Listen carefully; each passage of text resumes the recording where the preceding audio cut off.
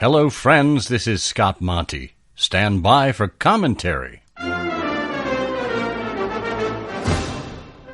Welcome to the Full Monty, where you'll be exposed to commentary and analysis from the week's digital news. You give us 15 minutes, and we'll save you hours. And now, here's your host, Scott Monty. Hi, and welcome to the Full Monty, an audio companion to the newsletter of the same name. Each week, I pick one or two pressing issues and inject insight, opinion, maybe a little wit into this 15-minute show that's sure to give you a better sense of what's affecting the industry. Maybe you'll agree, maybe you won't, but I hope it makes you think. This week, how human activity is linked to four very fundamental desires and what we can do to affirmatively manage them for the benefit of our businesses and our customers.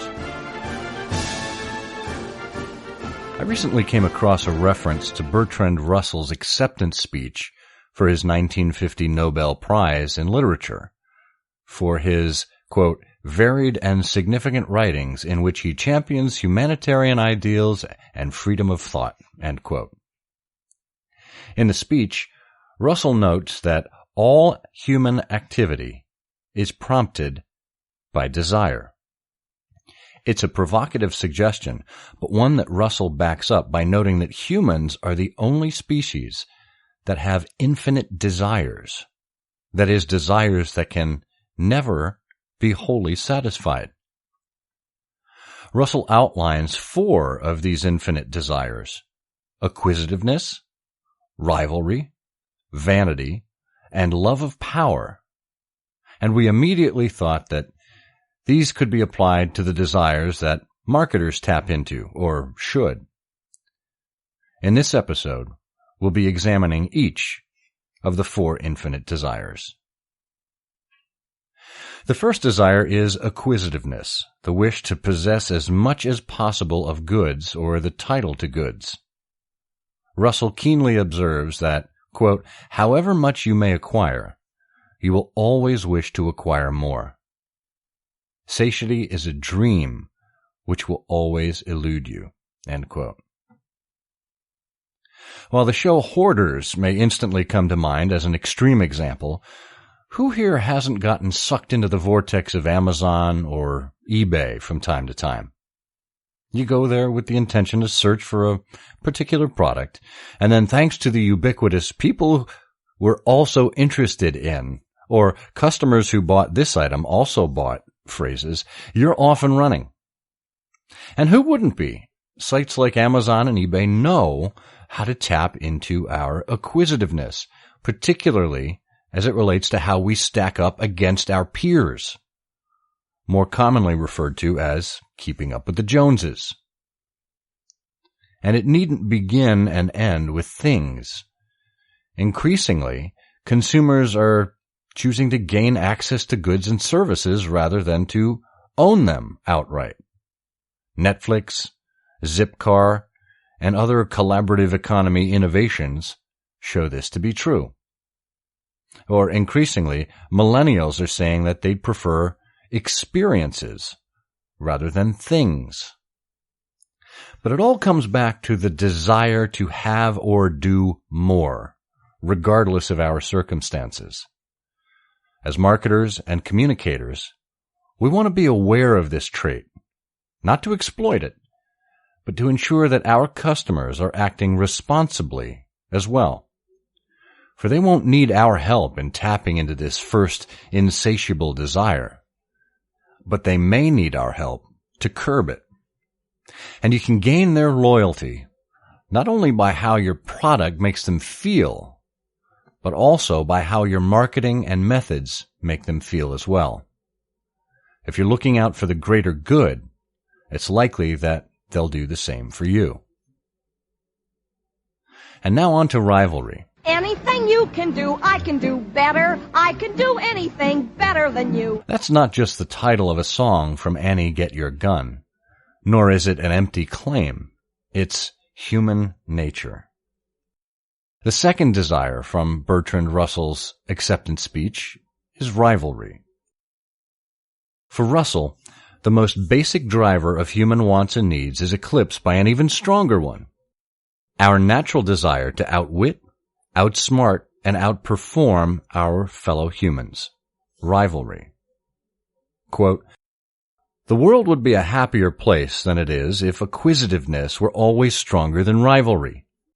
But in fact, a great many men will cheerfully face impoverishment if they can thereby secure complete ruin for their rivals. Hence the present level of taxation." End quote. Competition is one of the basics of business. Even if a business is lucky enough to fill a void that no other company is filling, it needs to ensure that it heads off competition with a smart strategy. More likely than not, your business is operating amid a number of competitors, and your daily challenge is to tell your story while differentiating yourself from the others in the field. As Russell noted, there are some businesses that will go out of their way to crush the competition, even creating entire campaigns for the purpose of denigrating their rivals. And that's the ultimate expression of this very human desire. Then again, some businesses do this by relentlessly focusing on their own efforts, extolling their own virtues, and innovating. Or, as Henry Ford put it, quote, "The competitor to be feared is one who never bothers about you at all, but goes on making his business better all the time." End quote. But somewhere in between lies the vast chasm of reality, which requires a sense of external threats and competition, and the focus on innovating and serving customers, and being attuned to customer needs by listening. That helps in both of these cases, as knowing what they're talking about, what you need to allocate more resources to, and what they're saying about your competition, not to mention what the competition is saying. I was once at an event where a manager showcased all of these listening results to his executive team, but then went one brilliant step further. He showed them all of the unbranded conversations that people were having about their product category. And the results were astounding. In his case, the rivalry was not between his company and the competition, but between his company and apathy. Get your trivia skills ready for the Naked Truth. This week's Naked Truth trivia question. We know Julius Caesar was told to beware the Ides of March in Shakespeare's play. But where did Shakespeare get his inspiration? Answer later in the show.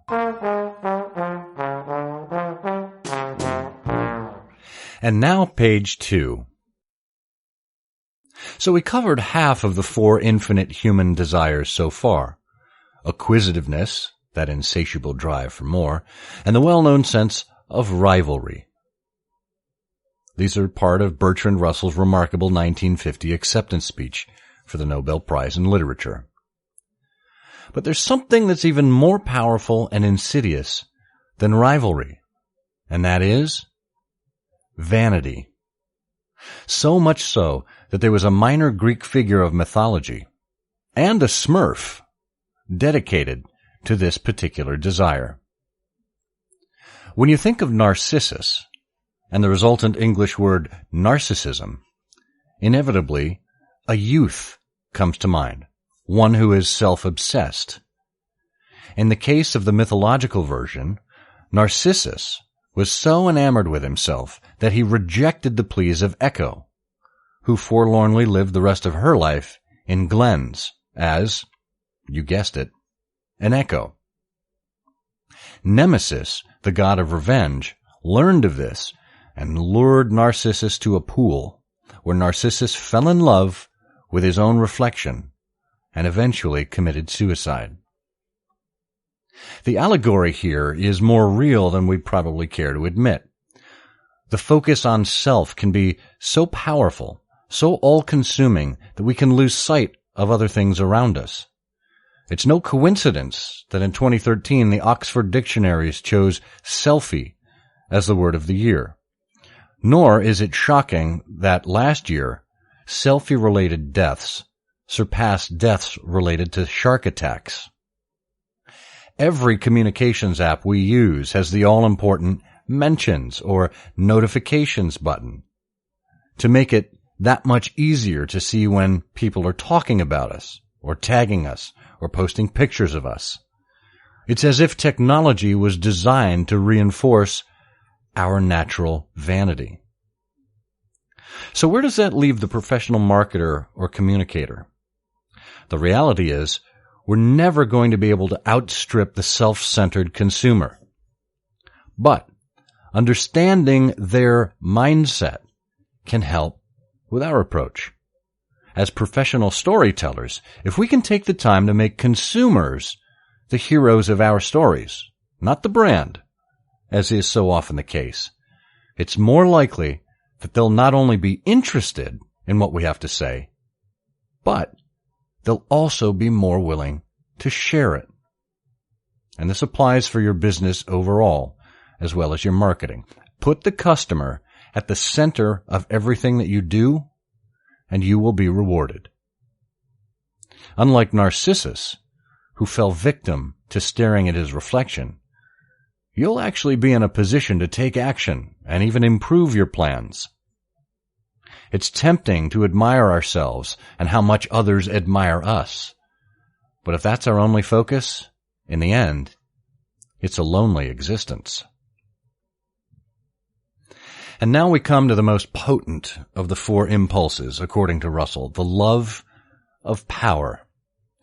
He wrote, quote, "Love of power is closely akin to vanity, but it is not by any means the same thing. What vanity needs for its satisfaction is glory, and it's easy to have glory without power. Many people prefer glory to power, but on the whole, these people have less effect on the course of events than those who prefer power to glory. Power, like vanity, is insatiable.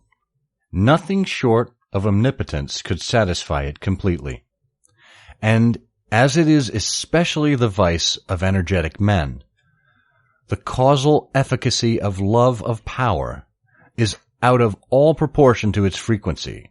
It is, indeed, by far the strongest motive in the lives of important men. Love of power is greatly increased by the experience of power, and this applies to petty power as well as to that of potentates." End quote. We've seen this over and over again across the ages and throughout the world, particularly when petty bureaucrats ascend to political positions. The problem with power is how it applies itself to the negative rather than the positive side of human emotion. Russell continued, quote, "In any autocratic regime, the holders of power become increasingly tyrannical with the experience of the delights that power can afford. Since power over human beings is shown in making them to do what they would rather not do, the man who is actuated by love of power is more apt to inflict pain than to permit pleasure." End quote. But Russell understood that human nature does not exist in absolutes. There are subtle nuances and contextual differences. He concludes with an acknowledgement that love of power isn't universally negative. There are potential advances of humankind that can spring from the powerful. Quote, "It would be a complete mistake to decry love of power altogether as a motive. Whether you will be led by this motive to actions which are useful or to actions which are pernicious depends on the social system and upon your capacities. If your capacities are theoretical or technical, you'll contribute to knowledge or technique, and, as a rule, your activity will be useful. If you're a politician, you may be actuated by love of power, but as a rule, this motive will join itself on to the desire to see some state of affairs realized, which, for some reason, you prefer to the status quo." End quote. So there you have it. The four human desires, acquisitiveness, rivalry, vanity, and love of power. Taken together, it's a potentially pernicious mix of everything that's wrong with capitalism, considered deliberately and thoughtfully, one at a time. Each can be a potent and positive force for building deeper relationships with customers, prospects, employees, and more. From Samuel Taylor Coleridge's Desire. Where true love burns, desire is love's pure flame. It is the reflex of our earthly frame that takes its meaning from the nobler part and but translates the language of the heart. We asked you where Shakespeare got his inspiration for the soothsayer who warned Julius Caesar about the Ides of March. Plutarch, in The Lives of the Noble Grecians and Romans, wrote that, quote, "A soothsayer bade him prepare for some great danger on the Ides of March. When this day was come, Caesar, as he went to the Senate, met this soothsayer, and said to him by way of raillery, 'This Ides of March are come.' The soothsayer answered him calmly, 'Yes, they are come, but they are not past.'" If you have a topic you'd like us to cover on the show, please get in touch with us by email at fullmontyshow@scottmonty.com. And if you've enjoyed this series, please consider becoming a patron to show your support at patreon.com/scottmonty, and consider leaving us a rating or review on iTunes.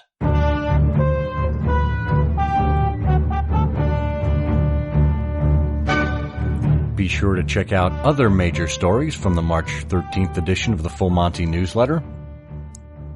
Edison Research and Triton Digital presented the 2017 Infinite Dial Study containing the latest research around digital audio, social media, mobile, smart speakers, and podcast consumption. It's the definitive source in this space.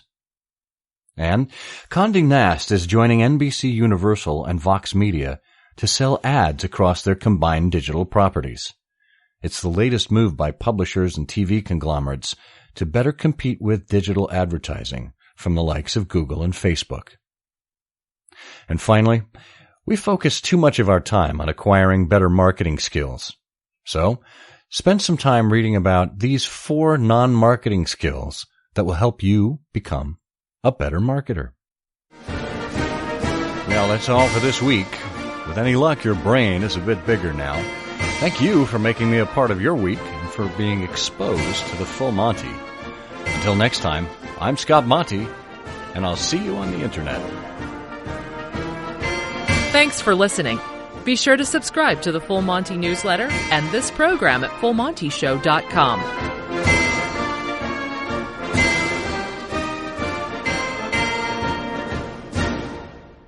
The die is cast.